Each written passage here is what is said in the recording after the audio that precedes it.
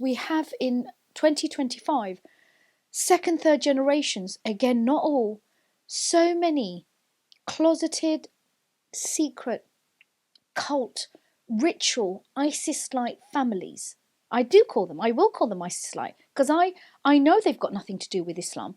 They behave differently.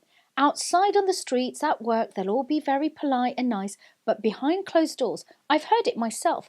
White people are trash. White girls are sluts.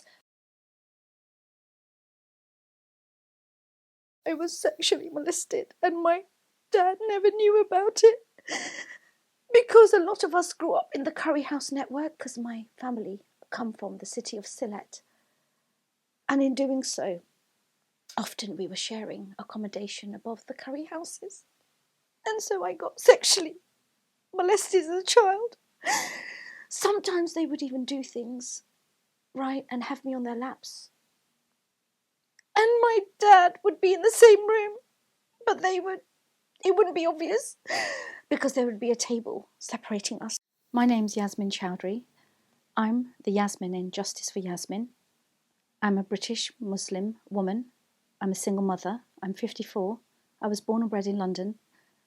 And I'm here to talk about how I myself escaped what I'm calling is a cult, as I was raised in a very strict Orthodox British Muslim family, and how when you speak up about toxic people from the Muslim community, because not all are like that. I myself am proud to be Muslim. I love Islam.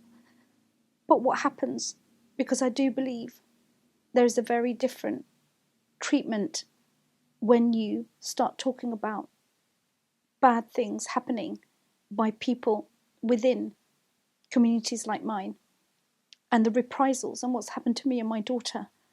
It's really frightening, and my heart is also going out because there's so many of us who don't believe what happened to the little girls up and down our land being raped by men identifying themselves as Muslims. It's wrong, it's disgusting, and I wanted to come forward and tell you what goes on behind closed doors and what happens. But why do men identifying as Muslims in towns like Rotherham, Telford, why do they pick on white girls? And while I'm not an expert, all I can do is give you my point of view. It's because they don't see them as human beings. They actually dehumanize them. I myself had a verbal altercation, with someone locally who has a shop. He's a Muslim man, and I used to buy fashion from his shop, but his background is Bangladeshi, and he told me that he dated white girls, but I think he thought that I was someone like him, because when he started saying, oh, but white girls are dirty, Yasmin, they're sluts, and I immediately said, shut up, how dare you? I said it was good enough for you to date them, because he was telling me he would never let or allow his son to date a white girl. And it's people like that. I promise you, they are the minority, but they do exist. They happen to think they are better, that somehow, because of their culture, their religion, they happen to think that white girls don't deserve the same level of respect. So when you have these men who mobilize themselves into gangs, yeah, you got to understand the psyche is so poor, is so disgusting, that first and foremost, rapists will rape. And rapists come from all backgrounds and ethnicities. But what's singularly, the dynamic of all of this is how a bunch of often Muslim men, because Islam shouldn't be allowing, and Muslims don't believe that, women should be raped, because I certainly don't, would mobilize themselves and attack and be predators, seeking and snatching white girls to be there, and these are children, sex slaves, yeah? But that's because right at the nub of it, they need to rape, but they need to do it in a depraved way, because they can't perhaps do as much in their own communities. And the fact that the parliamentary inquiry was rejected on the 8th of January 2025 by the Labour government, whose history, the annals of history, show them to be standing up for the deprived, the disadvantaged, the poorest. The way they've treated white working class girls is an abomination. It breaks my heart. It's gone mad. I think lunatics are running the asylum. I now am going to say, for every man who identifies himself as a Muslim, who may have come from a Pakistani or Bangladeshi heritage, please go looking into their family homes, because the wives, sisters, daughters, cousins, the females in that family might be able to tell you of the monsters they lived with.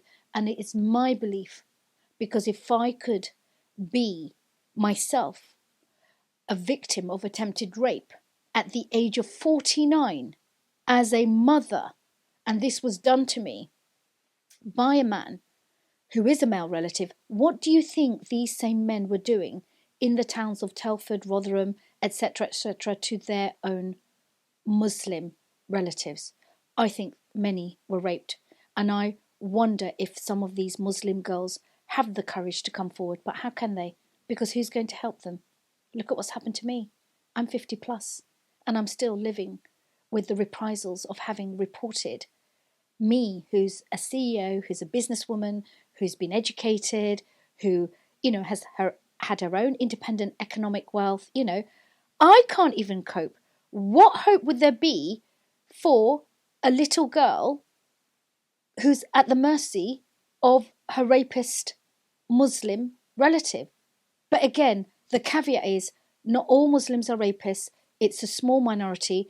And as a Muslim, as a British Muslim woman, I'm coming forward to tell you of some of the things that you won't get to hear about because people are too frightened. Many Muslims are too frightened to come forward and reveal it.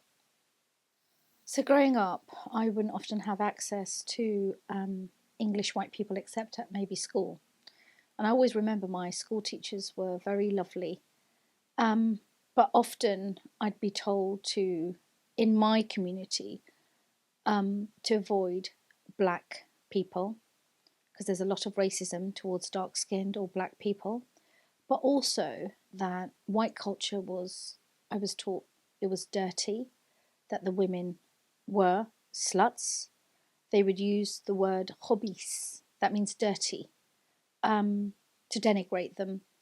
And that's what I was brainwashed into believing until I managed to know otherwise. There was an attempt to rape me by my male cousin. And then he sexually assaulted me. And then when I tried to report it, which I eventually did, because I was so scared, because I was told I'd be killed. It took me 2 years. COVID happened. And then I went to report it in July 2022. And then you should see what happened to me, because that's why I'm so triggered. I know it's not about me, but seeing the little white girls who were raped, I believe them. I know what such ugly men are capable of. They have no place in the Muslim community, and nobody really takes much action, because in July 2022, when I reported it, I faced violence. I was beaten up. I went to so many people, powerful, privileged people in power, asking them for their help, be it politicians, charities, police, influencers, campaigners. I've done nothing but write, begging for help. But they don't want to help me. Do you know why I think that is? I think some of them, maybe all of them, they're either scared or they do rely, especially politicians, on the Muslim vote. Because I just don't understand why they don't want to help someone like me. I can't understand, how is it when I've played evidence, audio clip of me being beaten up by a Muslim relative, police did nothing and ended up letting me and my child, who was a minor at the time, becoming homeless. They did nothing. Why do they get treated differently? I've seen it myself, where I've said that I was called in to police stations twice in my life on the behest of a Muslim relative who'd reported me, even though I'd already reported that same Muslim relative to the police for being violent towards me. The Met Police dropped everything and helped them and listened to them and had me interviewed in a police station. Why is there one law for such relatives of mine and another law for someone like me? I think they're scared because maybe they'll face reprisals or they get accused of racism. I think, I wouldn't say it's necessarily a threat of death. I think it's that, oh, you're being racist. I think that's what people are scared of. Oh, being deemed racist or Islamophobic. Because I can't think why else it is, because what else could it be? I often sit here as a woman who loves Islam and think, we don't see the British Chinese or maybe even the British Thai or even maybe other ethnic communities, the black community to some extent, they don't, like why is it that Muslim rape gangs, because I've seen the evidence, how have they been able to get away with it under the eyes of so many people with power and privilege locally? What do they have? Or is it, here's another theory I've just thought of, are they themselves complicit in these crimes? Do they themselves benefit from supporting toxic pockets of communities who are undertaking criminal behaviour, yet identifying as Muslim? And why isn't it? Because there's so many good Muslims. I often wonder, have the mosques spoken out? Why haven't they done more? I started to wake up and realise how I was treated and how, for example, my Muslim male relatives were treated. I started to do my own research on Islam and realising there was a disconnect and a disparity between what they taught me and what actually Islam does do, which is to protect women, for example, giving us an inheritance right. Ever since that day, I've been told, we will kill you, you don't get to live, and you need to shut up, and you do not get to spread what you're spreading, because obviously I would go around trying to educate others in my community or challenge it or speak up or try and expose my family through other relatives. Soon I would find that every door I knocked on, it would be slammed on my face and people would ghost me or slander me. And today, the general consensus is that Yasmin Choudhury is mad, she doesn't have a husband, she's crazy, she's wild, she's not married, she's a prostitute, and that's why you shouldn't listen to her. That's what they do, and that's why I believe it was so important to do this interview, because not many British Muslim women, certainly over the age that I'm at, because we do have that longevity of experience, are coming forward to tell you what goes on behind closed doors and why such families need to be exposed. They need to face justice. But you know what? I don't think they will, because they're still walking around. No one's catching them. No one's going to lift a finger against them. I know this because I've got evidence. Either I will pay for it with the price of my life, or maybe even my daughter who I'm trying to protect, or I will die. But I've always maintained that I will either try or die. Because my question now is, who's responsible? Politicians, charities. I blame the Muslim establishment. Oh yes, the Muslim Council of Britain know about me. I've been to several. There are also some good people, and I want to give a shout out. Like, for example, when I called up Lewisham Mosque this year, they were really kind when they heard my story. They said, on the end of the phone, there was a lovely gentleman. He said, "Sister, come in and we'll talk to you." But sometimes you're so scared for your life, because you have to understand, I was beaten up by a mob. I've had a cigarette thrown in my face. I've had everything being done to prevent me from speaking about my own experience as a victim of attempted rape at the hands of a Muslim man who's supported by my own community. I had a very loving father. There's an investigation into his death happening right now, but I was born to parents who came from Bangladesh. And what happens is, and I really want to make it clear, that Islam protects women. I can prove it because what they don't tell you growing up is their version of Islam. I even call it ISIS light, because what they do is take this beautiful religion and they take stuff that they shouldn't be doing and they mix it all up in a deadly diatribe cocktail and they force feed us into it. Now, I'm not talking on behalf of all Muslims. I'm just talking about my experience and how I was lucky enough to wake up and challenge my community and say, why are you torturing women and girls? When I was a little girl, if I challenge their practices or I'd speak up, I remember I'd just get hit, or I was told to shut my mouth, or expletives.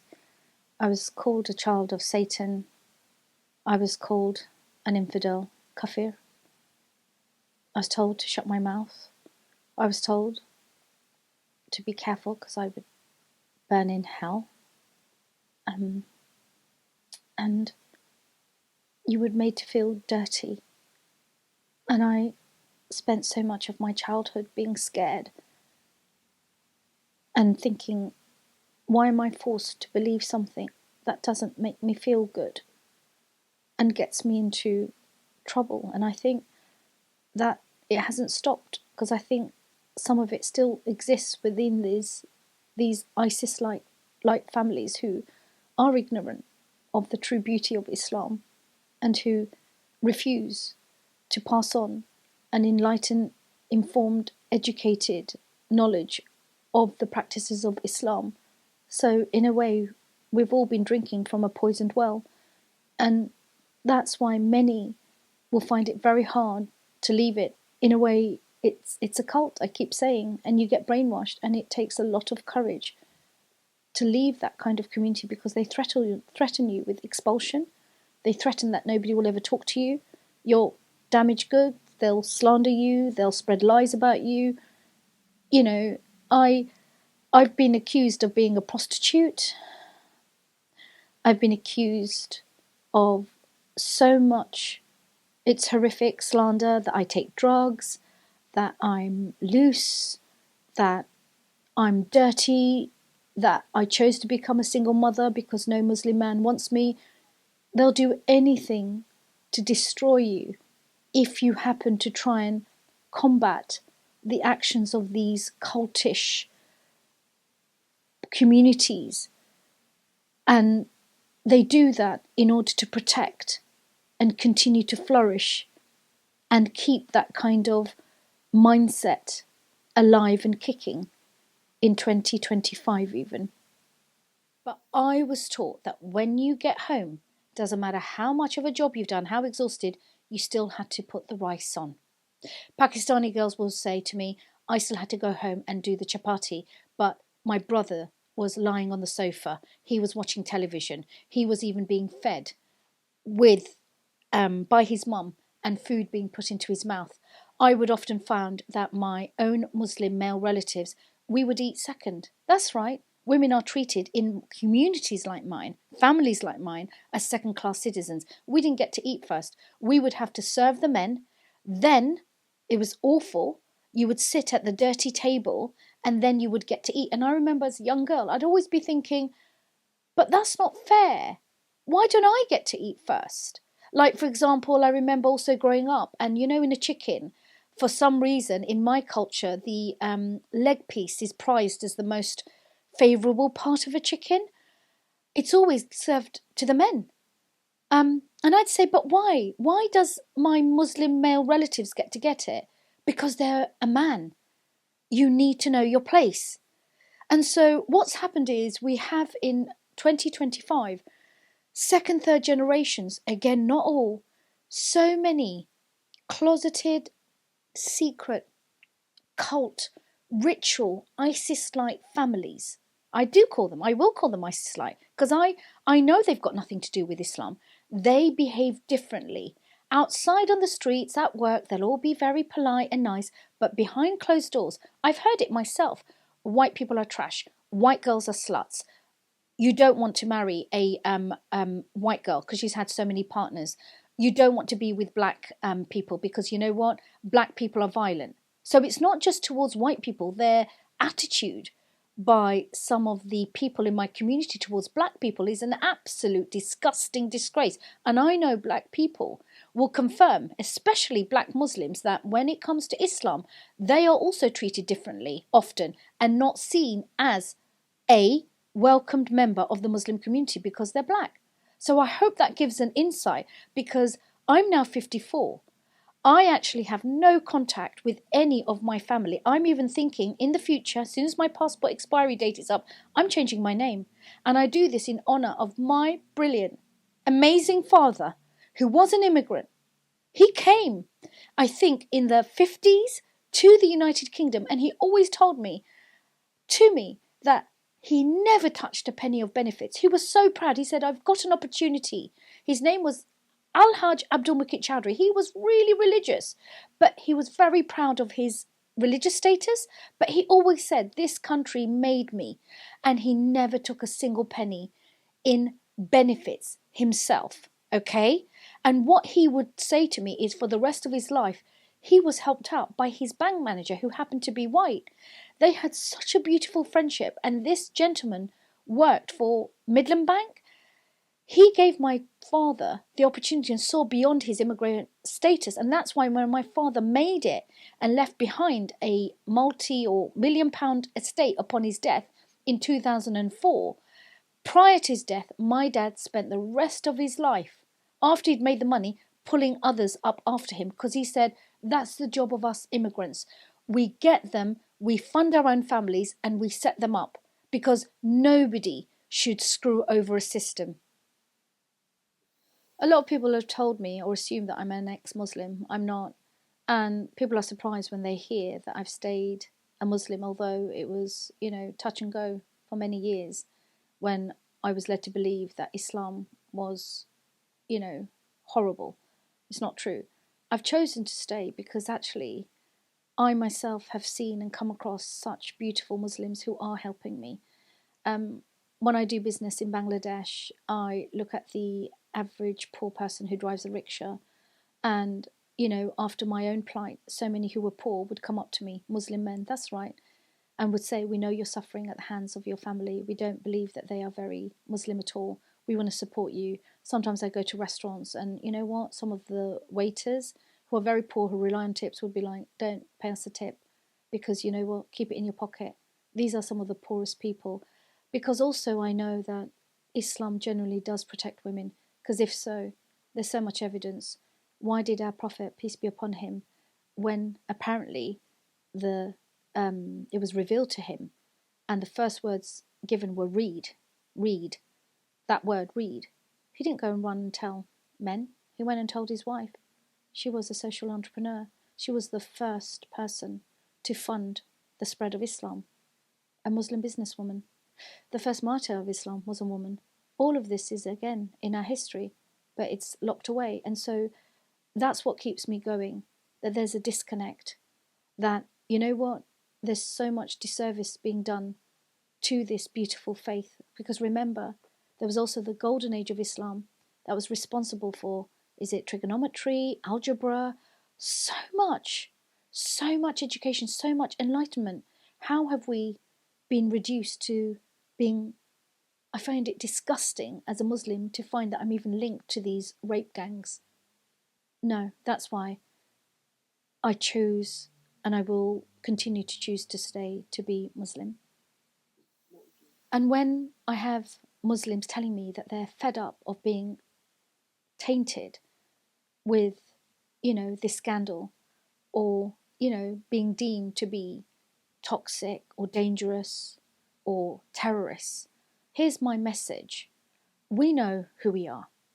We have to come forward and we have to start changing the narrative, which has been in the hands of the pockets of minorities, attempting and quite in times successfully managing to taint and produce a narrative that is false.